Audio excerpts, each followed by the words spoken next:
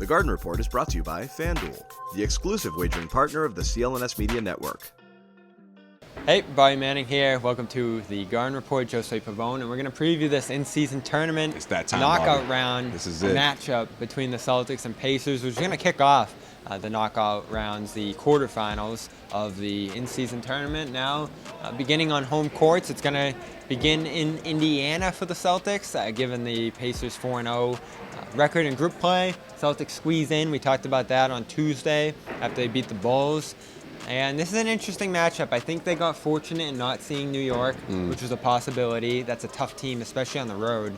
And then Milwaukee, I know the Celtics beat up on them last time, but it can be tricky playing a team that soon after, especially the team that lost and made some adjustments, though they've really struggled to play. Yeah, I was going to say. So this but you never know. This lines up decently for the Celtics. Of course, they beat the Pacers by 50 last time they played them. No Halliburton, though, and he's been one of the most valuable players in the league. By far. He should actually be in this MVP conversation early as it begins here. Just dynamic, moving the ball everywhere, hitting shots from everywhere. They stink defensively. There's no doubt about it. They have no one with a prayer of guarding the Jays. Damn, Bobby.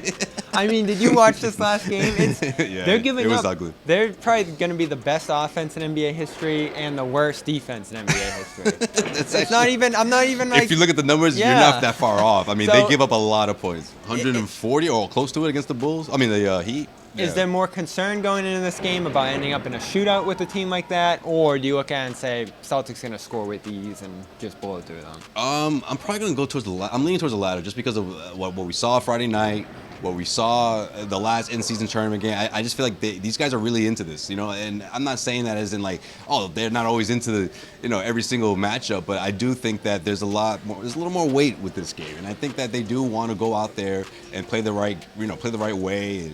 And you know, be on the right side of maybe a blowout win. But at the same time, the Indiana Pacers, they look different. You know what I mean? I don't know what they will look like against the Celtics. It was, again, the way they defend, or you just mentioned the way they defend, or they defended the Jays, turned it into the biggest blowout win I've ever covered in my career as a journalist. It was shocking. Yeah, it was. Yeah. Like, I couldn't believe how quickly it happened, and all of a sudden the Celtics had 150 points. Like, that was incredible.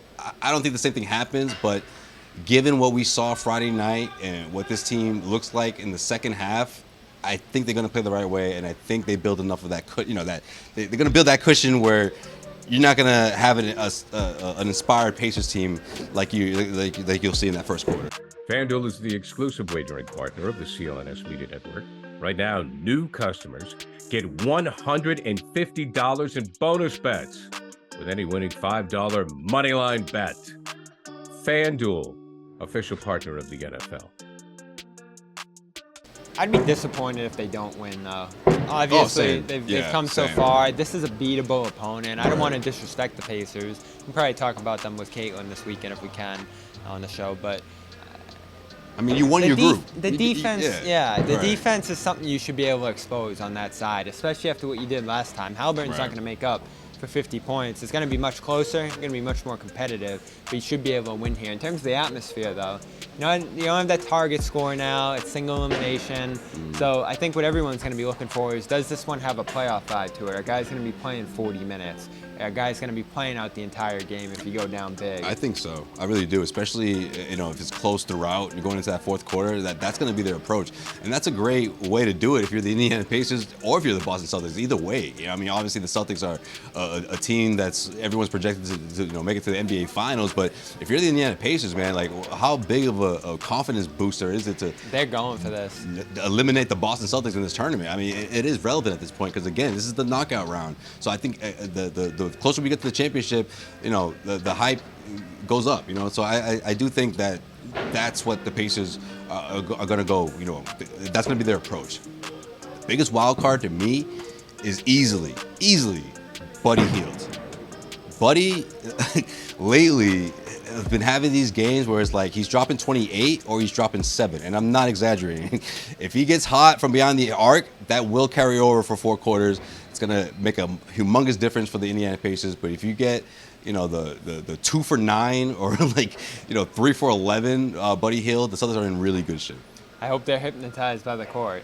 I hope that they think back to Tuesday and say, maybe. Uh-oh, we're going to turn to that team again. Because as we talked about in our last video, Friday was not that Celtics team. So hopefully there's no letdown. You have to think in a stage like this, in a moment like this, there won't be, especially after 2 days off. Right. Seems like Kristaps Porzingis could be back for this one as well. Joe didn't commit to that, but didn't rule it out pregame on Friday. Porzingis back on the court, doing the bike, and expected to be back around a week after the injury, which is Monday. So I'm assuming he'll probably be a game-time decision. Probably will travel for this game, but it's a big one. Winner goes to Vegas. That suit looking Winner crisp. plays the winner of Bucks-Knicks, which should be a good game as well. I actually like the Knicks in that other game. I do too. Either way, it'll go down to the wire though. And that's a challenging matchup for the Celtics, but we'll get to that when we get to that. Hopefully we'll get to go to Vegas as well for that game if it happens. So there's a one game a year, Josue, where we'll say, let's go Celtics. Yeah, if they don't win, you jinxed it. All right, you heard it here first. Josue Pavon, Bobby Manning. 7:30, we'll have post-game coverage, of course, as always, here on CLNS Media and Celtics All Access for Josue Pavon. Bobby Manning, this has been the Garden Report. You know, I've been looking for the best deal on Celtics tickets, and with over 28 million downloads, SeatGeek is the #1 rated ticketing app. There are more than 70,000 events every single day on SeatGeek, including concerts, sports festivals, and more. You can use my code DREAMERSPRO for $20 off tickets at SeatGeek. That's $20 off your first purchase with promo code DREAMERSPRO.